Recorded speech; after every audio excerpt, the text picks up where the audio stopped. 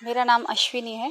मैं महिला आश्रम में करीब 22 साल से रह रही हूँ और दीदी के साथ मुझे रहने में अभी 11-12 साल हो चुके हैं। दीदी जहाँ रहते थे वही उसमें ही मेरा उतारा रहता था। 1-2 साल से मैं खुद ही देख रही थी कि दीदी का स्वास्थ्य बहुत ही ख़राब होता जा रहा था। मतलब सत्संग करे उसके बाद दीदी की जो हालत रहती थी वो मैंने खुद देखी हुई कि दीदी उठ नहीं पाते थे, ना किसी से बात कर पाते थे और बात भी करे तो एकदम हाँफने लगते थे। तो अभी का ही मैं बता रही हूँ, सूरत अभी दीदी के साथ गई थी, सोली शिविर थी। दीदी के पास कोई था नहीं तो मुझे जाने का अवसर मिला था, तो मैं दीदी के पास ही थी और जिस वक्त मैं पहुँची तो दीदी की हालत देखकर ही मैं एकदम शॉक भी हो गई, क्योंकि दीदी के एकदम जो चेहरे की वो एकदम सूजन आ गई थी और दीदी सोए हुए थे। तब मैंने दीदी को बोला, दीदी कि ये आपकी क्या हालत हुई है, आपकी इतनी तबीयत ख़राब है तो भी आप इधर आए क्यों फिर सूरत में प्रोग्राम करने। मैंने दीदी को भी क्लियर बोला था। बोले अश्विनी पर क्या करे, आज्ञा है ना गुरु जी की। तो मैंने बोला दीदी फिर इतने दिन से 2 दिन से आपको बुखार चढ़ रहा है तो अपन हॉस्पिटल चले जाते हैं, वहाँ पे एडमिट हो जाओ ना, तो फिर मैं एक बार ब्लड चेक तो करवाओ दीदी। तो फिर दीदी बोले कि नहीं, ब्लड चेक करने वाला आने वाला है, पर मेरे को ना अश्विनी उठा ही नहीं जा रहा है। तभी दीदी की बहुत हालत ख़राब थी। सत्संग करना तो दूर ही, बापूजी का सत्संग अटेंड करने भी नहीं जा पा रहे थे, क्योंकि बापू का 3 टाइम सत्संग आता था, उसमें भी वो पहुंच नहीं पा रहे थे। आखिर दूसरा दिन थोड़ा सा उनको स्वास्थ्य ठीक रहा, तीसरे दिन उनका सत्संग था, क्योंकि 2 दिन तो दीदी का सत्संग ही नहीं रखा था क्योंकि हालत ही नहीं थी उनकी सत्संग करने की। फिर तीसरे दिन दीदी ने कैसे वैसे आपने को संभाला और दीदी को मैंने बोला, दीदी आज भी आपको लगता है कि आप सत्संग कर पाओगे मतलब। तो फिर बोले कि मैं गोलियां लेती हूँ पर सेवा नहीं छोड़ूंगी, मैं गोलियां लेकर चलूँगी। फिर उस दिन दीदी को भोजन करवाया थोड़ा, फिर खाने का भी उनका कोई ये नहीं रहता था, खा ही नहीं पा रहे थे। थोड़ा भोजन करवाया वहाँ पे और फिर दीदी सत्र में गए। तो देखो, एक गुरु जी की शक्ति रहती है, वो उनके पीछे या गुरु की कृपा तो है ही। और व्यासपीठ में दीदी जैसे बैठे तो जैसे पहले वो सत्संग करते थे वैसे ही करने लग गए। पहला दोष लिखा है भ्रूण हत्या, बहुत बड़ा दोष है, इसकी शुद्धिकरण में बहुत समय लगता है। दूसरा लिखा है गौ हत्या, इसकी शुद्धिकरण में भी बड़े लंबे प्रावधान है।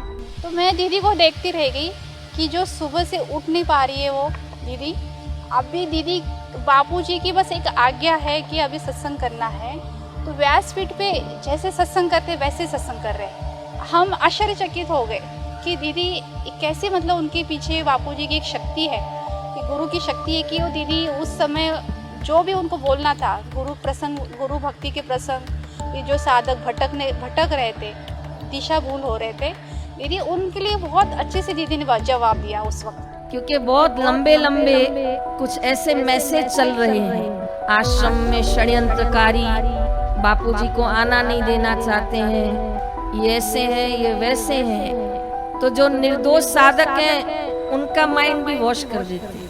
एक दिन मैं प्रतापगढ़ में सत्संग कर रही थी, बाद में कमेंट बॉक्स खोला, उसमें लिखा था कि सत्संग करना बंद करो, लीगल टीम ज्वाइन करो, इसी में तुम्हारी भलाई है। तो मैंने भी कमेंट करता को लिखा, तेरे बोलने पे आई नहीं, तेरे बोलने पे सेवा करने नहीं हूँ और तेरे बोलने पे मैं अपनी सेवा बदलूंगी भी नहीं। भ्रांति न फैलाए। हरियाणा भिवानी से बस भर के ले जा रहे थे, हिसार से बस भर के ले जा रहे, इतने पुराने समिति वाले, इतने पुराने साधक कहाँ जा रहे हैं? तो बोला अमृतानंद। मैंने कहा हटा दो, क्या करें अब? किसी की श्रद्धा को मार रहा है, किसी की भक्ति को मार रहा है, कोई 20 वर्ष से गुरुद्वार पे चल रहा है, तो अमृतानंद कहीं कहाँ हुआ है तो मृतानंद हुआ। जिसको ब्रह्म ज्ञानी सदगुरु मिल गया उसकी राह क्यों बदल रहे हो? तो मुझे ऐसा लगा कि देखो, एक गुरु की एक संकल्प काम करता है अपने शिष्य के पीछे। और उस वक्त दीदी इतने, मतलब वो सत्संग में उनका वो देखा मैंने, तब मैंने कहा कि बस गुरु जी सब करवा रहे हैं उनके पीछे, बाकी तो ये व्यक्ति अभी सत्संग करने जैसी थी नहीं। और फिर शाम को दीदी आए तो बोले, अश्विनी आज पता नहीं क्या हो गया था, सत्संग में तो बड़ा अच्छा लग रहा था। मैंने कहा दीदी आपके वो जो है ना बापूजी का संकल्प काम करता है आपके पीछे, बस मैंने दीदी को बोला। कोविड-19 के समय दीदी के सत्संग कार्यक्रम बंद हो गए थे और फिर हमारी सेवा भी, आश्रम की सेवा बहुत सारी कम हो गई थी। तो दीदी ने हमको यही बोला था कि ये अच्छा मौका मिला है कि सबको अनुष्ठान करना चाहिए। तो बहुत सारी बहनों ने अनुष्ठान भी शुरू कर दिया था। फिर अनुष्ठान करते करते फिर रात को दीदी को ऐसा लगता था कि नहीं, बहनों से अपनी शास्त्र अध्ययन भी होना चाहिए। तो दीदी शास्त्र अध्ययन में भागवत रखते थे, कभी योग वशिष्ठ रखते थे, और कोई एक बहन शास्त्र अध्ययन करती थी, बाकी की बहनें सुनते थे। दीदी कभी हमको कुछ समझ में नहीं आए तो दीदी को हम पूछते थे और दीदी हमको बोलते थे कि इस पर व्याख्या करते थे। तो वो वातावरण बड़ा मतलब शांत गंभीर, एक महिला आश्रम का वातावरण बहुत मतलब याद रहता था मुझे। दीदी के साथ कुछ और नया सीखने को मिलता था। जैसे वहाँ पे भी साधक कुछ आपने प्रश्न पूछेंगे दीदी को मिलने के वक्त, दीदी बड़ी सरलता से उपाय बताते थे। और हाँ, जब भी बात कोई मिलने आए, कोई दीदी को कुछ पूछे तो दीदी उसका मतलब समस्या हल करने में दीदी कभी भी पीछे हटे नहीं है। और जब भी आए कोई तो उससे पहले बापू जी के 2 वचन सुनाएंगे, 2 वचन सुना के फिर उनसे भगवान नाम लेंगे, कीर्तन करवाएंगे और फिर उसको प्रसाद देते थे। ये मैंने जब रूम में रहते थे वो हमने सब देखा है कि किसी के द्वारा भी कैसे भी करके वो भगवान नाम का जप करे। और हाँ, जप के दोनों में दीदी हमेशा बोलते थे, जब मैं रूम में रहते थे तो दीदी बोलते आज जप का दिन है, आज तुम लोग जप करो। और दीदी खुद बैठ जाते थे जप करने के लिए। ये मैंने देखा कि उनका भगवान नाम जप करना का वो जो बहुत बड़ी अच्छी मतलब आदत थी दीदी की। हमें भी जप करने के लिए बोलते थे और हम नहीं करते थे तो दीदी जी हमको भी डांटते थे, ऐसा भी होता था। और दीदी को ये भी पता है कि मुझे सुबह जल्दी उठ के स्नान करना और फिर ध्यान में बैठना, माला करना बहुत अच्छा लगता था। तो दीदी एक बार मुझे बोले भी थे, 1-2 बार बोल चुके थे, अश्विनी तेरा जो ये नियम है सुबह 4 बजे उठ के नहा के जब ध्यान करने का, वो कभी छोड़ना नहीं जीवन में। बोले मैं तो नहीं उठ पाती हूँ, मैं ऐसे सब मतलब मेरा स्वास्थ्य के कारण मैं नहीं कर पाती हूँ, पर तेरा जो ये नियम है ना वो जीवन भर तू करना। मतलब दीदी मुझे ये बोल के गए कि ये जब ध्यान करने की जो तुम्हारी रुचि है उसको हमेशा रखना। फिर मुझे याद है कि दीदी के साथ मुझे दिवाली के कुछ कभी भंडारों में जाने का भी अवसर मिला था। सुबह सुबह हम निकल गए थे क्योंकि भंडारा था, करना था, सत्संग भी था। तो दीदी ने पहले सत्संग किया, सत्संग करने के बाद उन लोगों से कीर्तन करवाया।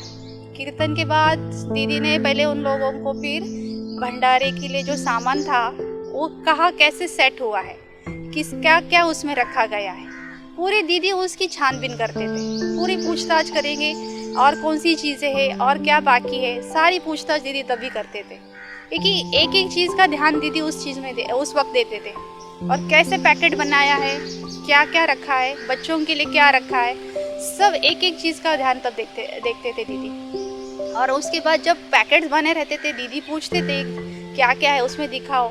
तब दीदी को लगता था कि इस पैकेट में गड़बड़ है, तो फिर दीदी बोलेगी नहीं अभी उसमें ये डालो। ऐसा करके दीदी पूरे भंडारे की एक एक चीज़ की मतलब जो बापू ने बोला होता है वो ही भंडारा वैसे के वैसे दीदी वहाँ पे करते थे।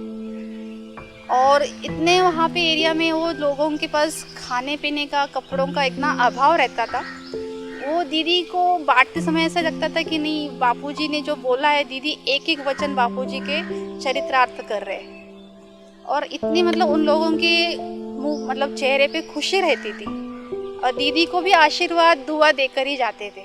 मैं रूम में रहती थी तो मैं घर से कोई खाना बनाना नहीं सीखी थी, तो मुझे कुछ दीदी ने ही सिखाया खाना बनाना भी, कि खाना कैसे बनाना वो भी मैं समझ में नहीं आती। तो दीदी मुझे कम समय में कम गैस यूज़ हो ऐसे करके मुझे वो खाना बनाने की रेसिपी सिखाते थे। साधु संतों के प्रति उनका हमेशा आदर भाव है हो रहा है उनको। अभी हम जब यहाँ रहते थे दीदी के प्रोग्राम्स होते हरिद्वार के साइड होते थे, तो उसके पहले ही 4-5 महीने पहले दीदी सर्दियों में उनके लिए सॉक्स बनवाते थे, मतलब ऑर्डर देते थे कि ताकि साधु संतों को ठंड नहीं लगे, उनके पैर में ठंड लगे, उनको टोपी की भी व्यवस्था करते थे। ये मैंने खुद देखा हुआ है और वो सब सामान भी खुद हमने भेजा हुआ है कि साधु संतों को सॉक्स बना के उनकी टोपी का ऑर्डर मतलब दीदी खुद ही देते थे और बनवा के लेते थे। और साधु संतों के लिए ये भी सेवा दीदी ने की हुई। मतलब सेवा कोई छोड़, मतलब कहाँ से मुझे सेवा मिले और मैं किस तरीके से सेवा ढूंढूं, ये दीदी में वो उत्साह मैंने पहले मतलब बहुत कुछ देखा है कि वो उनका वो उत्साह हमेशा रहता था। और बापूजी के दिल में उन्होंने जो हृदय में जो स्थान कर दिया ना, वो ऐसे नहीं कि हमेशा बापू की प्रसन्नता रही उनके लिए।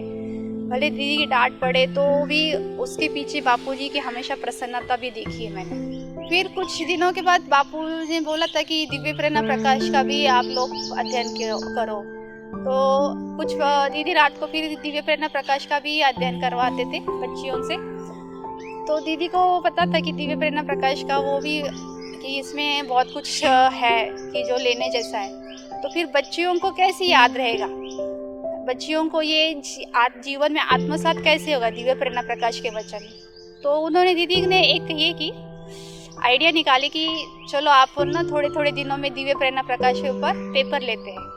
तो उसमें बाहर की जो बहनें, आश्रम की जो बहनें उसमें भाग लेती थी। जब उसके बाद किसको कितने मार्क्स मिले, इसमें ना सबकी हॉट रहती थी कि अरे तुझे कितने मार्क्स मिले, तुझे कितने मार्क्स मिले। फिर ऐसे करके सब एक दूसरों को पूछते रहते हैं। फिर दीदी ने बोला नहीं अपन ये तो करेंगे, पर उसके बाद उनको बख्शिश भी देंगे कि जिसने ज़्यादा अच्छे से पेपर लिखा है तो उसके लिए भी हम प्राइज़ रखेंगे। तो फिर ऐसे करके जिस दिन वो परीक्षा होती थी, दूसरे के तीसरे दिन उसके पेपर के हम सब ये करते थे, चेक करते थे। फिर पहले किसका नंबर आया वो देखकर उसके लिए फिर दीदी खुद ही प्राइज़ रखते थे। तो प्राइज़ भी अच्छे अच्छे रहते थे। तो फिर आके दीदी ने ये बोला कि अश्विनी कभी भी घर जाने का विचार नहीं करना, हम गुरुद्वार पे ही आए, गुरुद्वार पे गुरुजी से निभा के ही जाएंगे। और सच में दीदी ने आज वो करके दिखाया और औरों के लिए भी वो प्रेरणा रही है कि जो इस जन्म में जो गुरुजी मिले हैं, गुरु के द्वार पे रहने को मिल रहा है, उसी में हमारे जीवन का वो जो लक्ष्य है वो पूरा करना है।